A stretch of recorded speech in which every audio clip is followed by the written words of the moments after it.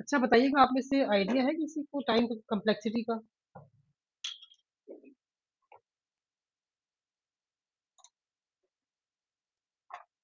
कि time complexity क्या होती है?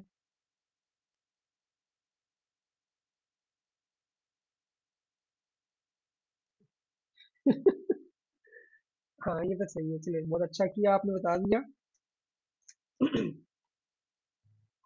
नूर, आपको आइडिया, नूरुल?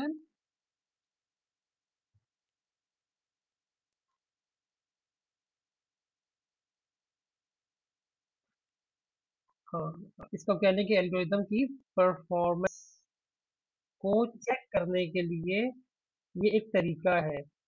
और कौन सा एल्गोरिदम सबसे अच्छा होगा, जिसकी टाइम कम्प्लेक्सिटी सबसे कम होगी? ये देखो, ऊपर जो है ना सबसे कम है, ये O1, ये सबसे लो है।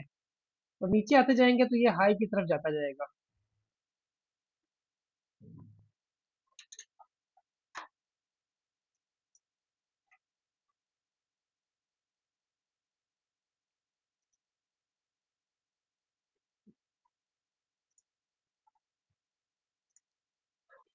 वालेकुम अस्सलाम।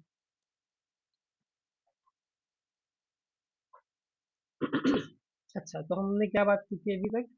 कि एल्गोरिदम जो है, उसकी परफॉर्मेंस को चेक करने के लिए हम टाइम कम्प्लेक्सिटी फाइंड करते हैं एल्गोरिदम की। सबसे कम टाइम कम्प्लेक्सिटी होती है O1, इसको बिग ओ कहते हैं। Big O. और सबसे जो है, ये हम सबसे कम यहाँ पे होगी और सबसे ज़्यादा यहाँ पे होगी। हम जल्दी से इसको थोड़ा सा देख लेते हैं, क्योंकि इसकी हम बहुत ज़्यादा साइंस में नहीं जाएंगे, लेकिन इसको जस्ट समझ लेंगे कि ये है क्या, बिग ऑफ वन क्या है। आपके पास एक एरे है, और आपने उस एरे में से कोई नंबर फाइंड करना है। एरे का जो साइज है ना, यहाँ पे बहुत मैटर करता है। एरे का जो साइज है वो यहाँ पे n होगा। n = 5। इंडेक्स होंगे 0, 1, 2, 3 और 4। अगर आपको एक एरे का इंडेक्स दिया जाए, आपसे कहा जाए कि एरे का पहला आइटम रिटर्न करो, पहला आइटम कौन सा है? फर्स्ट आइटम ऑफ एरे, इसको प्रिंट करना है। तो हम क्या लिखेंगे? और एरे का नाम है AR। तो हम लिखेंगे सी आउट में AR ऑफ 0। ऐसा ही होगा ना? तो इसमें देखिए, हर दफा हमने सिर्फ ये लिखना है AR ऑफ 0, और हमें पता चल जाएगा कि एरे का फर्स्ट एलिमेंट हम फाइंड कर लेंगे। इसी तरह अगर हमें कहा जाए एरे का लास्ट एलिमेंट फाइंड करो, तो लास्ट एलिमेंट हम कैसे फाइंड करेंगे? AR ऑफ लास्ट एलिमेंट होता है, अगर 5 की एरे है ना, तो इसका लास्ट एलिमेंट 4 होगा। तो यानी 5 अगर है तो इसका लास्ट एलिमेंट 4 होगा। अगर 10 है तो इसका लास्ट एलिमेंट 9 होगा। 0 से 9 तक इंडेक्सेस होंगे। इसका मतलब है कि जो भी n है ना, उसमें से एक माइनस कर दे, तो ये लास्ट एलिमेंट का इंडेक्स होता है। तो ये भी हमारे लिए इजी हो गया कि हमने हर दफा ये लिखना है, हमारे पास एरे का लास्ट एलिमेंट आ जाएगा।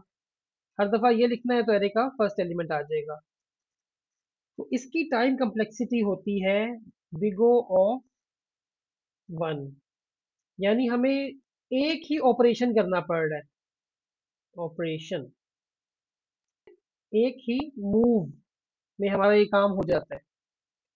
अब आप ये देखिए कि अगर आपके पास यही एरे है, इसमें से आपसे कहा जाए कि आपने ढूंढना है कि इसमें मल्टीपल वैल्यूज हैं, 5, 9, 13, 1 और 3।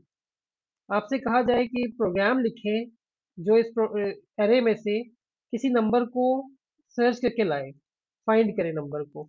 नंबर है 1। तो अब वो कैसे ढूंढेगा एरे में से? ये उसको नहीं पता कि एरे में कौन कौन से एलिमेंट है। उसको तो लूप लगा के चेक करना है ना।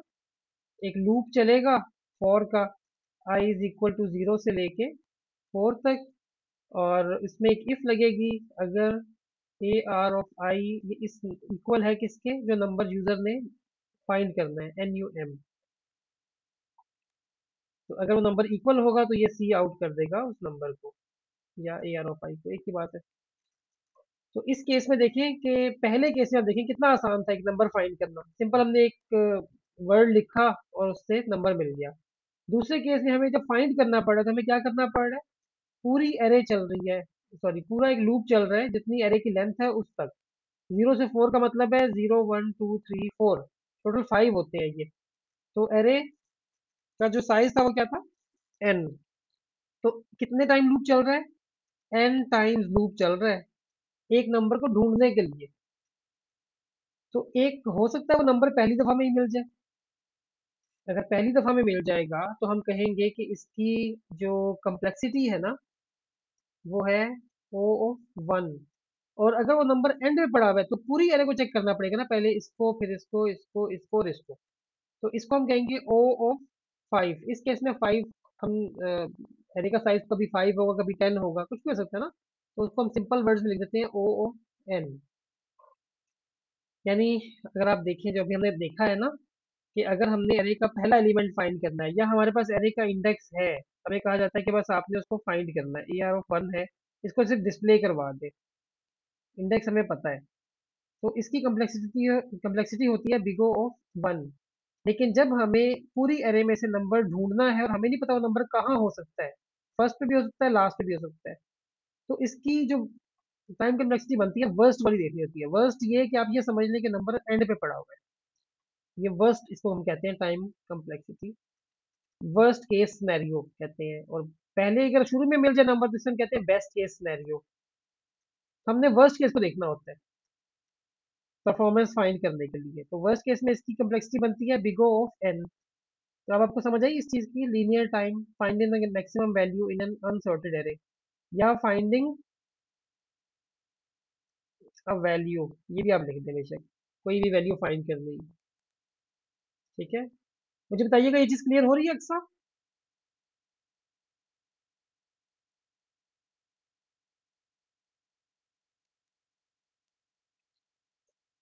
अच्छा, अब एक इसने दिया हुआ है लॉगरिदमिक टाइम। अगर टाइम ऐसा है कि आपको नहीं पता कितनी जल्दी वो नंबर मिल जाएगा, तो वो उस केस में ना ये भी हो सकती है O(log(n), ये भी हो सकती है। इसकी मैं एग्जांपल आपको बता देता हूँ। तो ये इस तरह होता है, बाजू का ना हमारे पास ट्री होता है, अभी हम आगे ट्री पढ़ेंगे, हम उसमें एक नंबर है 10, एक ट्री बना हुआ है। ये ट्री बाजू का ना इसे हम कहते हैं रिसर्च ट्री। तो इसमें ना हमेशा इससे पहले वाली जो नोड है ना, इसमें एक पेरेंट के दो चाइल्ड हो सकते हैं, और जो सेकंड लेफ्ट वाला चाइल्ड है वो छोटा होगा इससे हमेशा, और राइट वाला इससे हमेशा बड़ा होगा।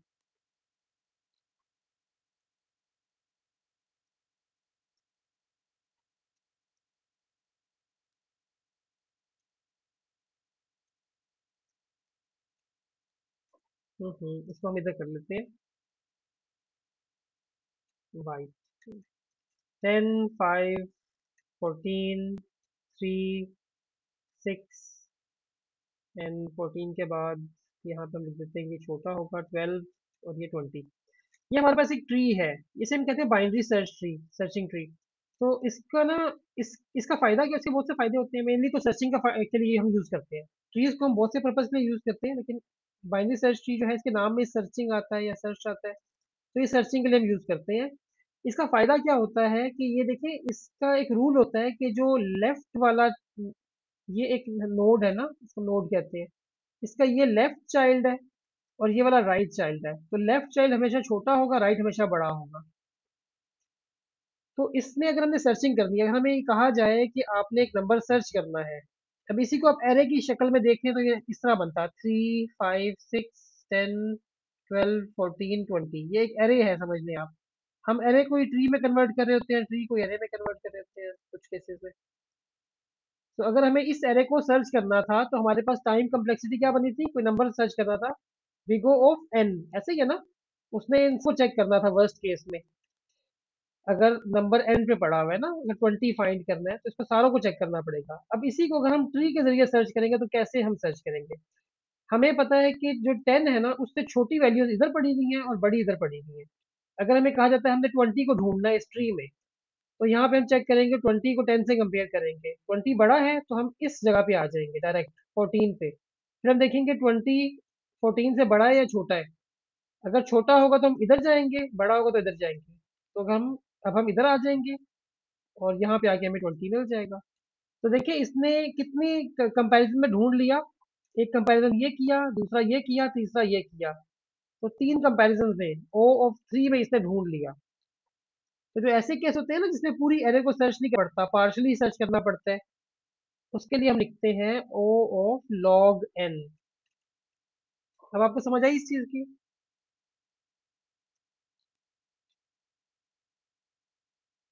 जी बताइएगा।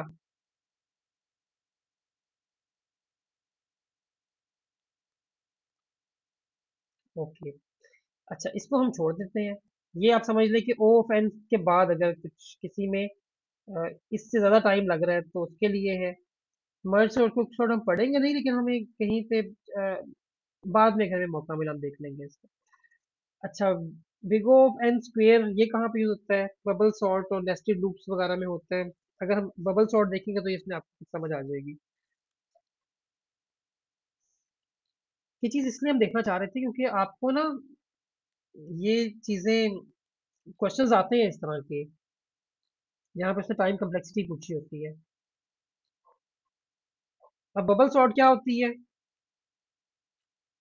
जल्दी से हम देख लेते हैं। हमारे पास 5 एलिमेंट्स हैं। लेट्स से ये है 5 4 3 2 1। बबल सॉर्ट ये होती है कि इसमें आपने नेस्टेड लूप करने होते हैं।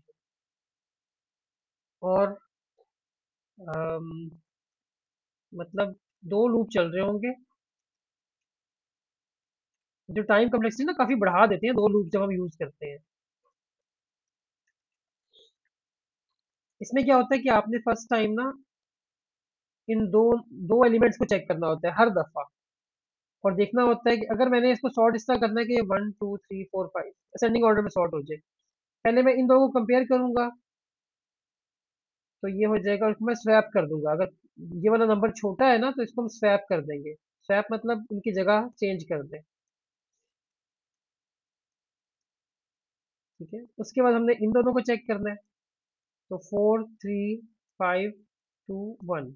फिर इन दोनों को 4 3 2 5 1। फिर इन दोनों को 4 3 2 1 5। अब एक दफा जो लूप चला है ना, 0 से लेके 4 तक, ये आप समझ लें। वैसे 3 तक चला होता है। हम अज्यूम करते हैं कि ये जो ओ एन तक का जो लूप है ना, बेसिकली वो उस दौरान आप देखें पूरी एरे सॉर्ट नहीं हुई। जैसे सर्चिंग में हम देखा था, सर्चिंग में हम पूरी एरे पे एक दफा लूप चलाते हैं तो नंबर बीच में मिल जाता है कहीं ना कहीं। इस केस में देखें पूरा एक लूप चलाने के बाद हमें वो चीज़ नहीं मिली। तो हमें फिर दोबारा लूप चलाना पड़ेगा। फिर हम इन दोनों को दोबारा चेक करेंगे तो ये हो जाएगा 3 4 2 1 5। फिर इन दोनों को चेक करेंगे 3 2 4 1 5। फिर इन दोनों को 3 2 1 4 और 5। फिर इन दोनों को दोबारा चेक करेंगे। ये लाजमी तौर पे करता है चेक, ये लूप जो है ना। तो एक और दफा लूप चला। अच्छा, ये इसको चेक तो करेगा लेकिन होगा कुछ नहीं, तो एंड पे ये दोबारा एज इट इज आ जाएगा। अच्छा, 2 दफा लूप चल गया। फिर दोबारा यही यही काम दोबारा करेगा। इन दोनों को, 2 नंबर्स को ये चेक करता है जो एडजेसेंट होते हैं, साथ साथ होते हैं। और अगर दूसरा नंबर छोटा है तो उसको फिर स्वैप कर देता है, वरना ऐसे ही रहने देता है। फिर इन दोनों को चेक करेगा 2 1 3 4 5। अभी देखिए, लूप चला फर्स्ट टाइम, लूप फिर अब सेकंड टाइम चल रहा है। अब लूप चल रहा है third time, 2 1 3 4 5। And then in दोनों को कंपेयर करेगा 2 1 3 4 5। अब ये हो चुके हैं बेशक, लेकिन ये दोबारा इनको चेक करता है, इसलिए ये इतना अच्छा नहीं होता परफॉर्मेंस में। अब थर्ड टाइम चला, अब इसके बाद ये फोर्थ टाइम चलेगा। तो फोर्थ टाइम जब ये लूप चलेगा तब जाके ये एरे पूरी तरह से सॉर्ट होगी। 2 1 3 4 5 है ना। इन दोनों को कंपेयर करेगा और स्वैप करेगा 1 2 3 4 5। अब ये हो चुके हैं, लेकिन ये लूप लाजमी चेक लाजमी करता है 1 2 3 4 5। अगेन इन दोनों को चेक करेगा, फिर इन दोनों को। सो इसका मतलब ये हुआ कि हमारे पास अगर एक 5 की एरे है, 5 नंबर्स की, तो उसको सॉर्ट करने के लिए हमें लूप कितना चलाना पड़ता है? लूप चलाना पड़ता है, पहला लूप चलता है 0 से लेके 3 तक। दूसरा चलता है 0 से लेके 3 तक। यानी 4 4 टाइम चलता है लूप। तो 4 × 4 16 टाइम्स ही चलता है। ठीक है, ये चीज क्लियर हो रही है ना? बबल सॉर्टिंग के लिए हमने जस्ट रिवाइज ही करना है कि बबल सॉर्ट काम कैसे करती है। ये हमारे पास एक एरे थी, हमने कहा था हम हर दफा एरे के दो एलिमेंट्स को चेक करते हैं। पहले 0 1 को चेक किया हमने, फिर यहाँ पे 1 2 को चेक किया, यहाँ 2 और 3 को, यहाँ 3 और 4 को, और फिर दोबारा से हम स्टार्ट कर देते हैं, फिर 0 1 को चेक करते हैं। यहाँ पे 0 1 को चेक कर लिया, फिर 1 2 को, फिर 2 3 को, फिर 3 4 को, एंड अगेन यही काम हम बार बार कर रहे होते हैं। ठीक है। तो इस चीज के लिए हमने कहा था कि इसकी जो टाइम कम्प्लेक्सिटी बनती है वो ओ ऑफ एन स्क्वेयर बनती है।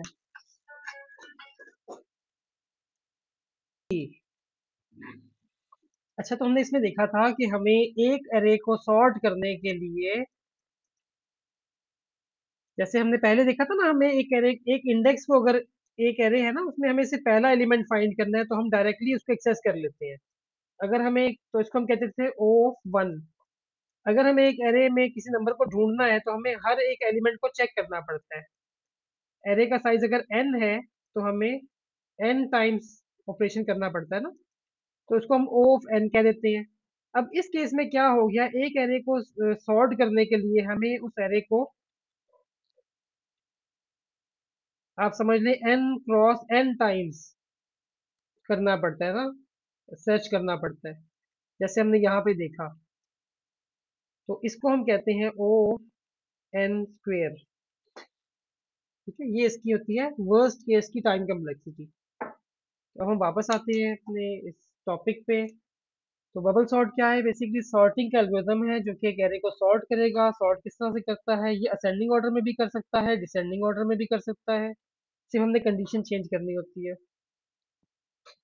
ये क्या करता है, हर दो नंबर्स को एरे में से कंपेयर करता है, और अगर ज़रूरत है तो उसको स्वैप करेगा उन नंबर्स को, मतलब आपस में चेंज कर देगा। 2 और 1 है तो इसको इंटरचेंज करेगा, 1 और 2 बना देगा। अब इसमें हम ना बाज़ औक़ात इस तरह केसेस देख लेते हैं, best case, average case, worst case. Worst case ये कि अगर पूरी लिस्ट रिवर्स है तो फिर इसकी कम्प्लेक्सिटी ये होगी, और हम वर्स्ट केस को ही कंसिडर कर रहे होते हैं ज़्यादातर।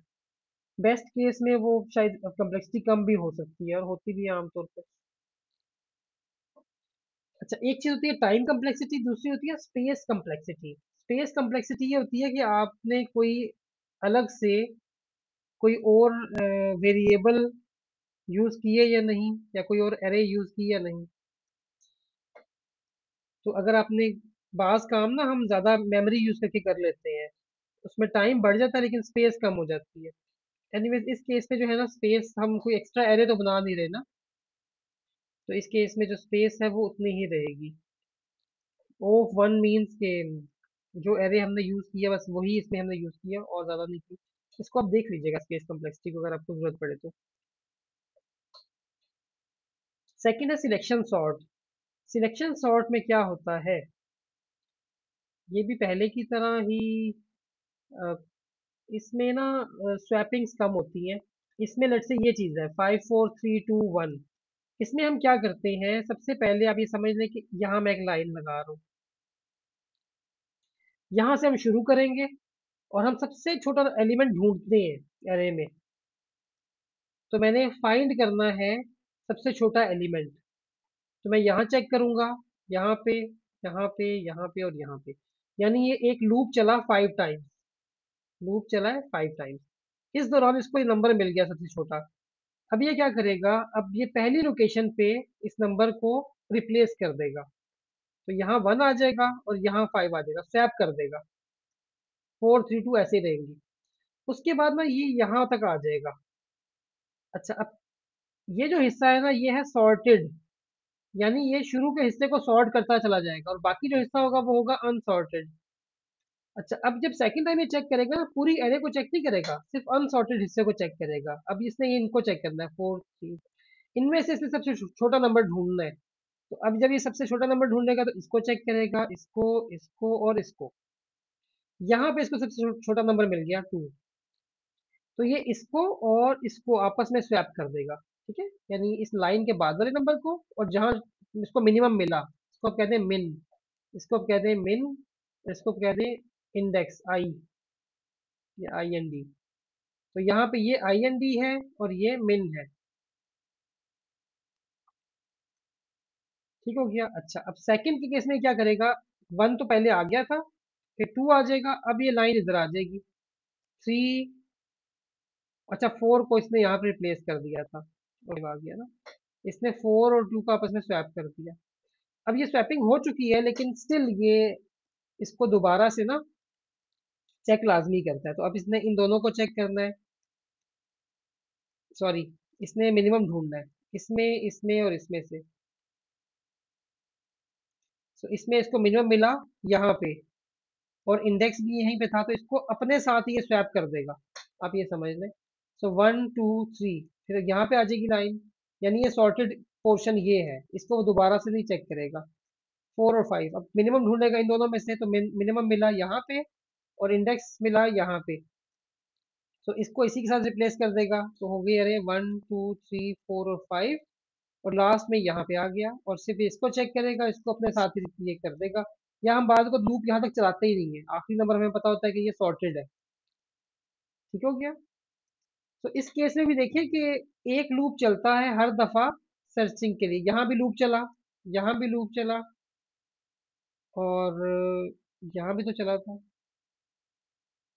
यहाँ भी लूप चला, यानी इस केस में भी वही काम हो गया। पूरा लूप चलता है एरे को, एक एक आइटम को चेक करने के लिए, और ये काम मल्टीपल टाइम्स होता है, यानी 5 टाइम्स लूप चलता है, और वो कितनी दफा चलता है, 5 टाइम्स चलता है। यानी वो एक काम को, सर्चिंग वाला काम जो जिसकी कॉस्ट है 5, उस काम को वो 5 दफा करता है। इसको हम कहते हैं एन क्रॉस एन, यानी बिगो में हम लिखेंगे एन स्क्वेयर।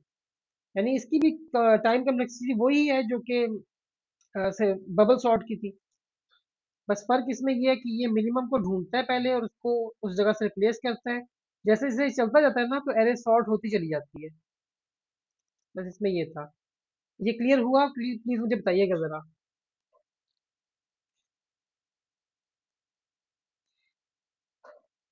अच्छा, मुझे बताइएगा, what is the key advantage of selection sort over other simple sorting algorithms?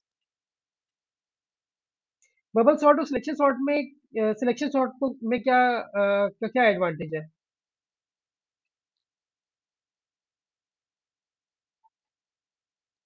Ji, exactly. Selection sort जो है वो स्वैप तब करता है जब उसको सबसे मिनिमम मिल जाता है नंबर, उसको वो फर्स्ट वाले के साथ या इंडेक्स वाले के साथ स्वैप कर देता है। अच्छा, सेकंड आ गया, why does selection sort always have big O of n square time complexity even in the best case?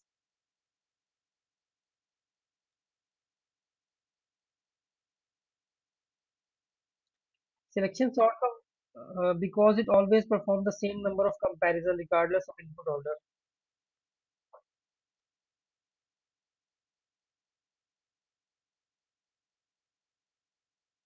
Hmm, मेरा ख्याल है इसको बी होगा।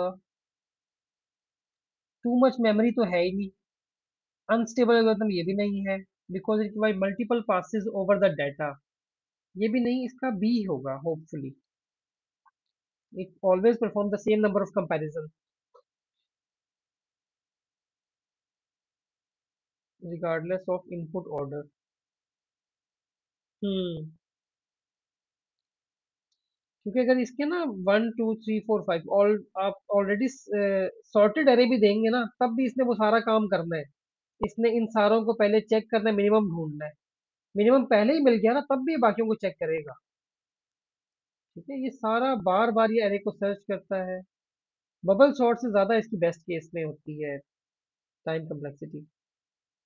तो इसने ना ये बार बार इन सारे नंबर्स को चेक करता है। अगर देखिए सॉर्टेड अरे है ना, आपको इस चीज समझ आ रही है? अगर ये सॉर्टेड अरे होगी, मैं आपको ये दिखाता हूँ यहाँ से।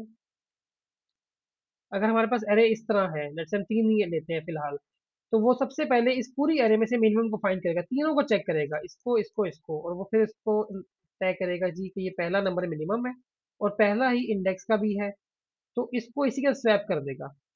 अब कर दिया स्वैप, अब ये समझ ले कि ये ऐसे हो गया, ये सॉर्टेड पोर्शन है।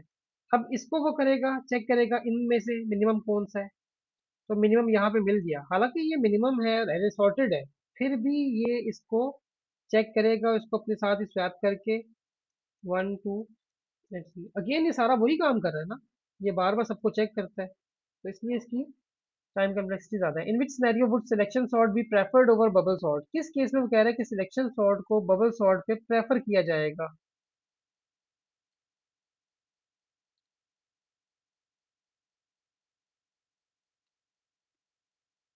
When sorting nearly sorted data. नहीं नहीं, ये तो मैंने अभी आपको बताया है कि सॉर्टेड अरे थी तब भी उसने काम उतना ही किया। ये नहीं। When memory writes are expensive, ये हो सकता है क्या?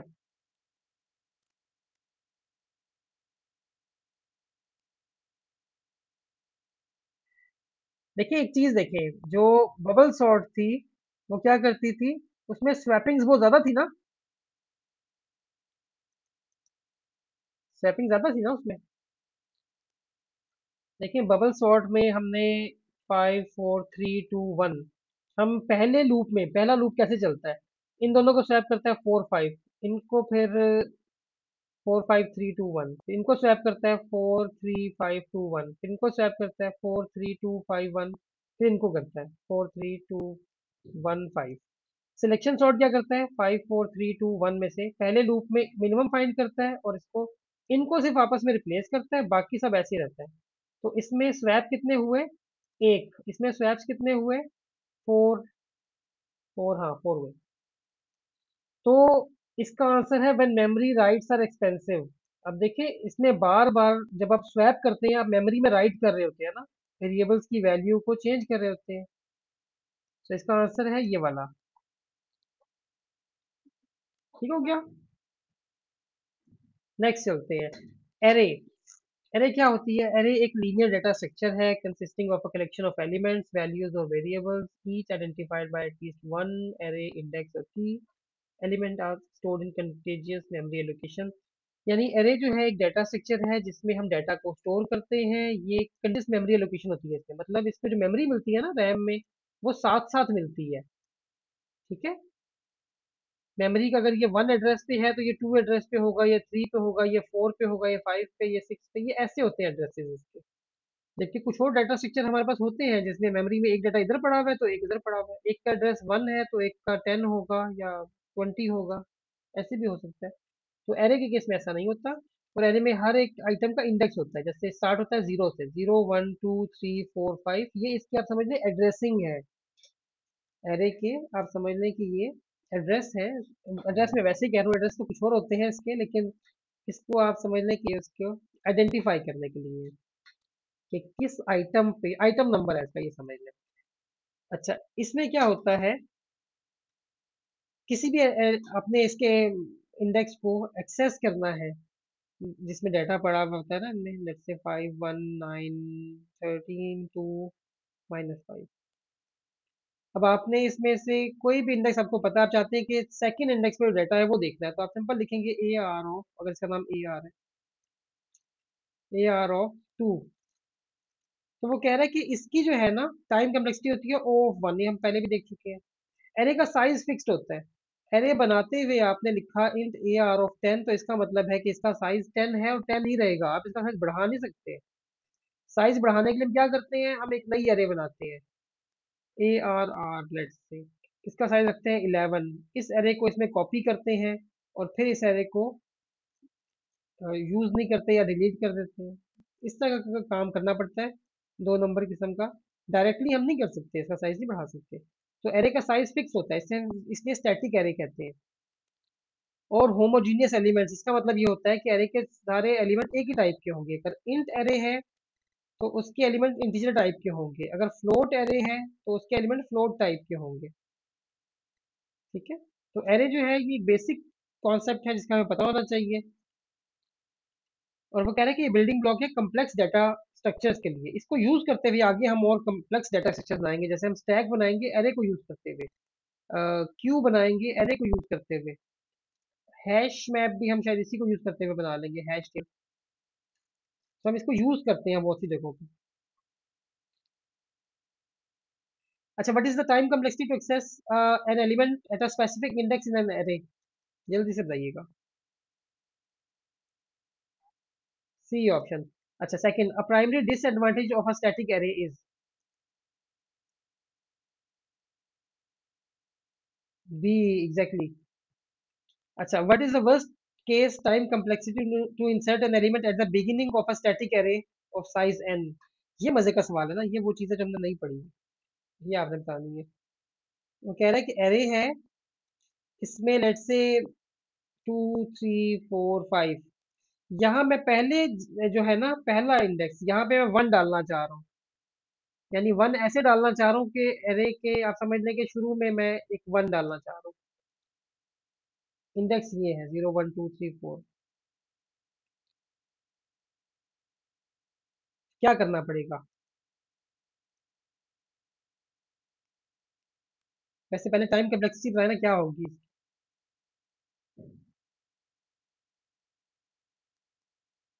आपको आइडिया है किसी?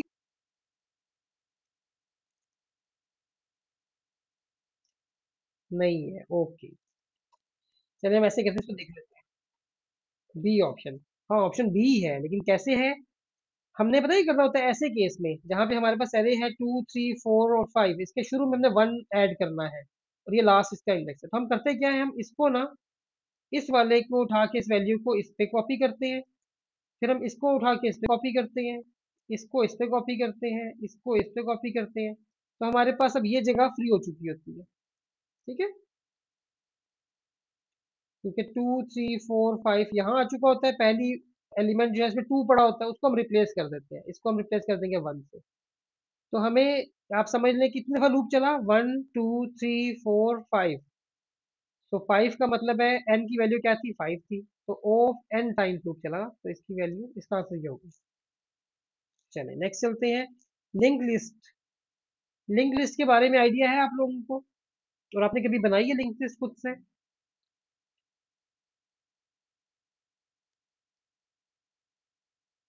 जी रिमिशा। अच्छा, ठीक है। A linear data structure where elements called nodes are stored in non-contiguous memory locations। अच्छा, एरे और लिंक लिस्ट में जो बेसिक फर्क है ना, पहला फर्क वो यही है कि ये नॉन कंटीजियस होती है। कंटीजियस का मतलब ये था कि जिसकी जो साथ साथ उसकी मेमोरी होती है, मेमोरी में इकट्ठी उसको जगह मिलती है। ठीक है, कंटीजियस नॉन कंटीजियस। अब इसकी मैं क्या आपको एग्जांपल दूं? आपकी मेल्स हैं, आपको शायद एग्जांपल मैं दे ही देता हूँ। इसको आप समझ लें, जो कंटीजियस है ना, ये जॉइंट फैमिली सिस्टम है, सारे एक ही जगह पे हैं। और जो लिंक लिस्ट है ना, नॉन कंटीजियस, ये है सेपरेट फैमिली सिस्टम, जहाँ पे लोग दूर दूर है लेकिन है कनेक्टेड। तो कंटीजियस मेमोरी एलोकेशन के केस में एरे जो है वो रैम के अंदर ना उसको जगह साथ मिली होती है, यानी पूरी एरे को एक ही जगह वो मिली होगी स्पेस। और जो लिंक लिस्ट है वो नॉन कंटीजियस है। नॉन कंटीजियस का मतलब है कि एक आइटम यहाँ पे है, एक यहाँ पड़ा हुआ है, एक यहाँ पड़ा हुआ है, डिफरेंट जगहों पे लेकिन कनेक्टेड है। तो अब हम देखते हैं कि कैसे कनेक्टेड है। ओ, 15 मिनट रह गए, कुछ लोग छोड़ के भी चले गए। चले, ठीक है। अच्छा, हम देख लेते हैं नॉन कंटीजियस लिंक लिस्ट में कैसे काम होता है। लिंक लिस्ट बेसिकली, इसमें ना हमारे पास हम एक स्ट्रक्चर बनाते हैं या एक क्लास बनाते हैं। उसके दो पार्ट्स होते हैं, आप ये समझ लें, जो क्लास है ना उसके प्राइवेट मेंबर जो है उसमें एक होता है डाटा, अगर इंटीजर टाइप है तो इंट डाटा, और एक होता है int next, int pointer next. अच्छा, अब पॉइंटर का काम क्या होता है वो हम देख लेते हैं। और इसको हम कहते हैं, एक को ना नोड कहते हैं, इसको हम नोड, लिंक लिस्ट की ना एक जो आइटम बनता है जो एक डाटा को स्टोर करते हैं, उसको नोड कहते हैं। अब इसमें क्या होता है, सबसे पहले जब हमने वैल्यू डालनी है, कोई एक हमने नोड क्रिएट की, तो इसमें हमने वैल्यू डाली 5। तो इसका जो नेक्स्ट है ना, ये नेक्स्ट है और ये डाटा है। डाटा में तो 5 डाल दिया, नेक्स्ट में बाय डिफॉल्ट ब्लैंक होता है, ये नल पड़ा होता है, यानी एम्प्टी। इससे हमें पता चलता है कि इसका और कोई जो है ना इसके आगे एलिमेंट नहीं है, इसका साइज है 1, क्योंकि इसमें नेक्स्ट पॉइंटर जो है वो ब्लैंक है। अच्छा, अब बाद में क्या होता है, जब हम इसमें नई नोड ऐड करते हैं, इसमें नोड्स ऐड करते चले जाते हैं। तो 5 और अगर हमने कोई इसमें नोड ऐड की तो लिंक लिस्ट में नोड इस तरह ऐड होती है, और जो इसका एड्रेस है ना, लेट्स से इसका एड्रेस 02 है, वो इसमें पड़ा होता है पॉइंटर में। सो हम पॉइंटर को ऐसे शो करते हैं कि पॉइंट, ये इसको पॉइंट कर रहा है, यानी इस सेकंड नोड का जो रेफरेंस है या एड्रेस है वो पड़ा होता है फर्स्ट नोड का। इससे इनका एक कनेक्शन बन जाता है, एक चेन बन जाती है। इसमें लेट्स से 6 पड़ा हुआ है, फिर इसका जो एड्रेस है, अगले वाले का जो एड्रेस है आइटम का, वो इसके पॉइंटर में पड़ा होगा, इसके नेक्स्ट पॉइंटर में। तो इससे ये एक चेन बनती चली जाएगी। और इसमें अगर कोई एलिमेंट नहीं है, इसके आगे कोई नोड नहीं है, तो ये नल होगा। इसको हम क्रॉस से शो करते हैं। यहाँ पे लेट्स से 7 पड़ा हुआ है, आप ये समझ लें। ठीक है, इस तरह से लिंक लिस्ट एक बन रही होती है। अब लिंक लिस्ट जो है उसकी इम्प्लीमेंटेशन तो हम अभी नहीं करेंगे, आगे चल के हमें टाइम मिलेगा ना, अगर इस आपका जो भी टेस्ट वगैरह है उसके बाद भी अगर कभी हमें मौका मिलता है, हम इसको डिटेल देख सकते हैं। बल्कि डाटा सेक्शन में जो जो चीज़ें हम पढ़ रहे हैं ना, इन सारों की इम्प्लीमेंटेशन हम बाद में कर सकते हैं, अगर आप लोग चाहेंगे तो अच्छा, लिंक लिस्ट का फ़ायदा क्या होता है? ये जो है ना ग्रो करती रहती है, ये फिक्स्ड नहीं है एरे की तरह, एरे फिक्स्ड थी। पहली चीज़ ये हो गई। दूसरा ये कि एरे में पहली नोड पे कोई डेटा डालना है आपने, तो हमने क्या कहा था कि उसकी कॉस्ट कितनी ज़्यादा थी, बिग O ऑफ n थी ना, कि आपको सारों को पहले आइटम्स आगे मूव करना पड़ता है, फिर आपके पास पहली वाली में जगह बनती है। यहाँ पे वैसा नहीं है। यहाँ पे आपने फर्स्ट में कोई नोड ऐड करनी है तो बड़ी आसान होगा वो। आप एक नोड बनाएं और उस नोड को, इसका जो नेक्स्ट है ना, उसको एड्रेस दे दें पहली नोड का 02। इसका एड्रेस दे दें, ये इसको पॉइंट करने लग जाएगी। ठीक है। अच्छा, एक चीज हमने इसमें मिस कर दी है, बड़ी इंपॉर्टेंट, वो होती है हेड। जो पूरी लिस्ट शुरू होती है ना, वो एक पॉइंटर से होती है, जिसे हम कहते हैं हेड। हेड जो है वो इसको पहले आइटम को पॉइंट कर रहा होता है। शुरू में हेड खाली होता है, यानी हेड में कुछ भी नहीं होता, हेड ब्लैंक होता है। जब पहली नोड बनती है तो हेड इसको पॉइंट कर रही होती है, दूसरी बनती है तो उसके बाद हेड काम नहीं है, उसके बाद ये इसको पॉइंट कर रही होती है, एंड सो ऑन। जब हम ये पहला एलिमेंट हमने ऐड करना होता है ना, तो हम हेड को कहते हैं कि हेड इसको पॉइंट करे, और इसका जो नेक्स्ट है वो इसको पॉइंट करने लग जाए। तो इस तरह से एक नई नोड ऐड हो जाती है बहुत इजीली। इसी तरह एंड पे आपने कोई नोड ऐड करनी है लास्ट में,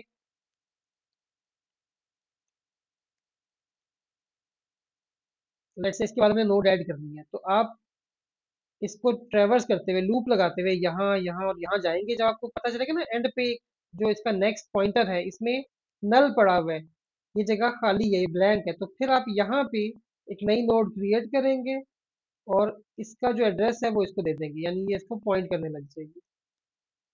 ठीक है, इस तरह से लिंक लिस्ट जो है ना वो काम कर रही होती है। अगर इसके बीच में कहीं पे आपने कुछ ऐड करनी है नोड यहाँ पे,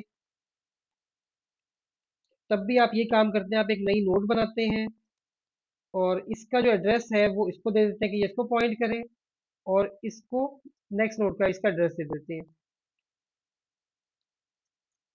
ठीक है, तो ये कनेक्शन ब्रेक हो जाता है और इनका ये लिंक बन जाता है। तो अगर इस चीज़ की आपको समझ आ रही है और आपने पहले भी पढ़ा होगा, हम तो रिवाइज कर रहे हैं इसको, तो आप देखिए इसमें होता क्या है। ये एक जो है ना लीनियर डेटा स्ट्रक्चर के तौर पे काम कर रहा होता है। हमें ऐसा लगता है कि लिस्ट बनी हुई है और इसमें नोड्स होती हैं, लेकिन ये नॉन कंटीजियस मेमोरी लोकेशंस पे होती है। ठीक है, इसमें हमें किसी भी जगह पे नोड हो सकती है, लाजमी नहीं कि साथ साथ ही इसकी जगह हो।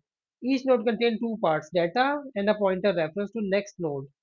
इसका जो है साइज डायनामिक होता है, इट कैन ग्रो और श्रिंक एट रन टाइम। ये ग्रो भी करती रहती है, श्रिंक भी करती रहती है। तो एरे की तरह नहीं होती है, एरे का साइज जो एक दफ़ा बता दिया बाद में वो चेंज नहीं हो सकता। As dynamic allocation, as memory allocation dynamic. अच्छा, एरे का ना हमने साइज शुरू में बताना होता है। 10 की एरे तो हम बताते हैं कि 10 की एरे होगी, तो उससे ज़्यादा हम साइज नहीं कर सकते। कम वैल्यूज हम यूज़ कर सकते हैं, वो तो हमें मसला नहीं है कि हम बाकी एरे एम्प्टी छोड़ दें, सिर्फ 5 को यूज़ करें। लेकिन इस केस में जो है ना डायनामिक मेमोरी एलोकेशन हो रही होती है, कि शुरू में ना हमें नहीं पता होता कि एरे में लिंक लिस्ट में कितने एलिमेंट्स आने हैं। शुरू में ब्लैंक होता है, सिर्फ एक पॉइंटर की स्पेस वो ले रहा होता है, यानी 2 बाइट्स ले रहा होता है। शुरू में सिर्फ 2 बाइट होती है स्पेस लिंक लिस्ट की। उसके बाद जैसे ही नहीं आप करते हैं, साइज, एक नोड ऐड करते हैं तो इसमें आप समझ लें 4 बाइट्स बढ़ जाते हैं। फिर नई नोड ऐड की तो 4 बाइट्स। ठीक है, तो ये इसका फायदा है। एरे में क्या होता है, शुरू में 10 की आपने बना दी तो 2 into 10 लेट से 20 बाइट्स जो है पहले ही रिजर्व हो गए। अच्छा, दूसरा है sequential access. Access to access a node you must traverse the list from the head access time open. वो कह रहे हैं कि जो लिस्ट है ना उसमें आपने अगर एंड तक जाना है ना तो आपको हर एक नोड को चेक करते हुए जाना पड़ेगा, ये इसमें लाजमी चीज है क्योंकि एक नोड दूसरी से जुड़ी हुई है। आप पहली नोड से डायरेक्टली आखिरी नोड पे नहीं जा सकते, ये इसका एक नुकसान भी है। इसलिए इसे एक्सेस टाइम जो है ना वो ओ ऑफ एन है। अच्छा, इंसर्शन और डिलीशन, अनलाइक एरेज इंसर्टिंग और deleting node does not require shifting other elements. तो कह रहे हैं इसमें शिफ्टिंग नहीं करनी पड़ती, जैसा एरे में हमने की थी। Only the pointer need to be updated, सिर्फ पॉइंटर जो होते हैं ना उनको अपडेट करना होता है। यानी इसको पॉइंटर को अपडेट करेंगे ये इसको पॉइंट करने लग जाएगा, इसका पॉइंटर अपडेट करेंगे इसको करेगा, ये वाला बीच में लिंक ब्रेक हो जाएगा। तो नई नोड ऐड करना या डिलीट करना इसमें इजी होता है। इसकी 3 टाइप्स हैं, singly link list, doubly link list और सर्कुलर लिंक लिस्ट।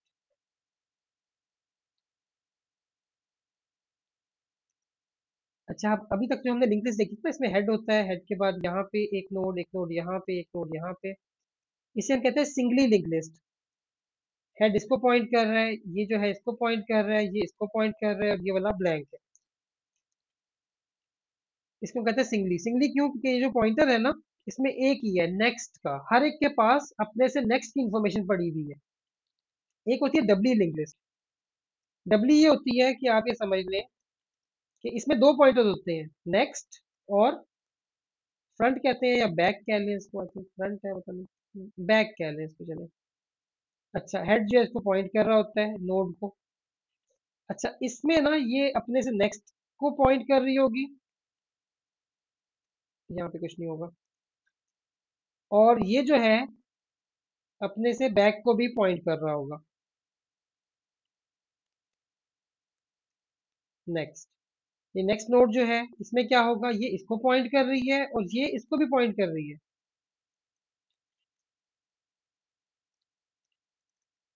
तो इस लिस्ट में ना अगर मैं यहाँ पे खड़ा हूँ तो मैं वापस नहीं आ सकता, मैं स्टार्ट से एंड तक जाता हूँ।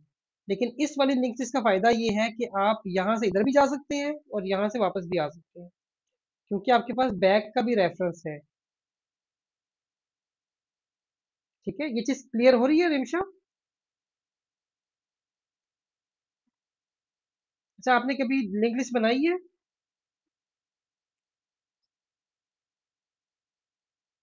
कोविड में? हाँ, ठीक है।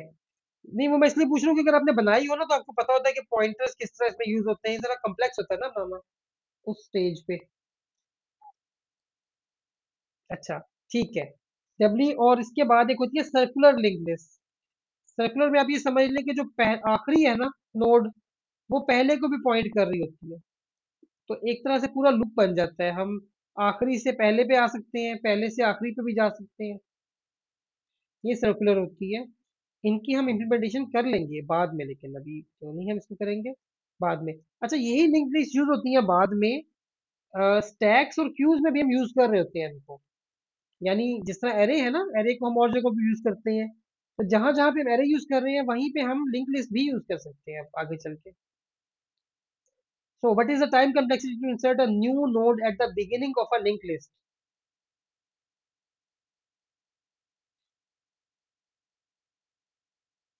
याद कीजिएगा एरे में हमने क्या किया था और लिंक लिस्ट में क्या होगा।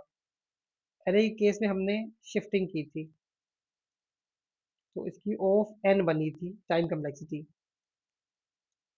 लिंक लिस्ट में हमने अगर यहाँ पे इस जगह पे कोई नोड ऐड करनी है तो हमें क्या करना पड़ेगा? जी रिमशा, नूरुलैन, बुशरा, बताइएगा।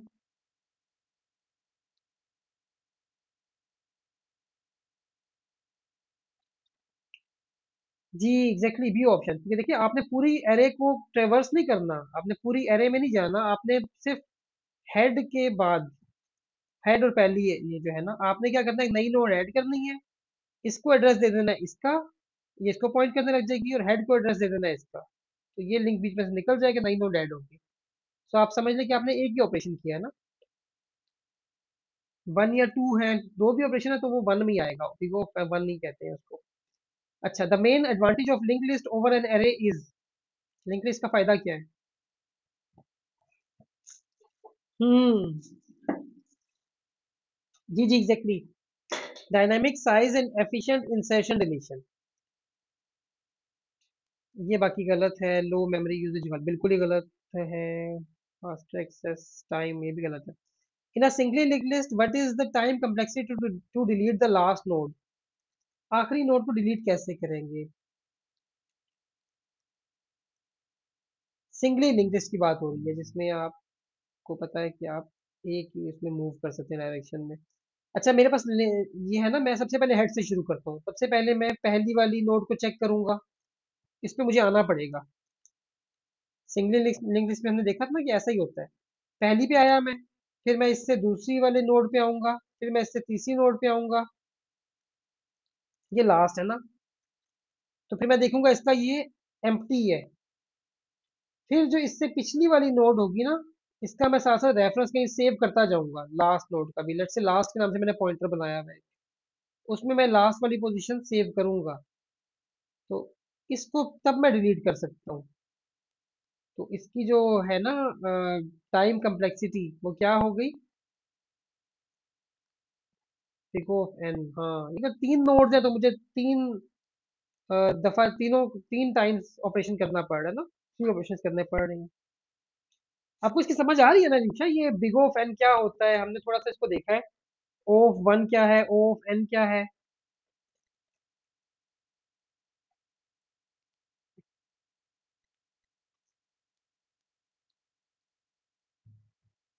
हाँ, स्लाइड में शेयर कर दूंगा, स्लाइड में शेयर कर दूंगा। आप बस एक छोटी सी तो की याद रख लें, अगर आपके पास एक एरे है या लिस्ट है जिसमें तीन एलिमेंट्स हैं, और आपको कोई उस पर काम करना है, कोई एलिमेंट ढूंढना है, और आपको सारों को चेक करना पड़ता है उसके लिए, जैसे एलिमेंट अगर एंड पे पड़ा है या स्टार्ट में भी बेशक पड़ा हुआ है, आपको सारों को चेक करना पड़ता है सारे के सारे एलिमेंट्स को, तो उस केस में हम कहते हैं कि ये ओ ऑफ एन है, यानी एक लूप लगा के पूरी एरे को चेक करना पड़ रहा है तो एन है। ओ वन कब होगा, अगर मुझे कहा जाए सिर्फ पहले एलिमेंट का जिसका इंडेक्स जीरो है, जीरो इंडेक्स की वैल्यू दे दो, तो मैं क्या करूंगा, एरे ऑफ जीरो, ये तो मुझे पहले से पता है कि जीरो इंडेक्स है तो इसका मतलब है यहाँ पे जीरो वन है, तो इसको हम कहते हैं ओ वन।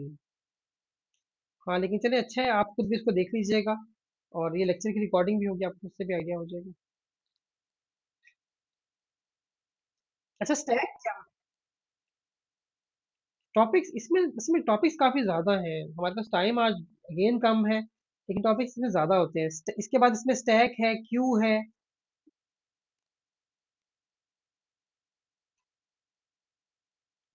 लो जी,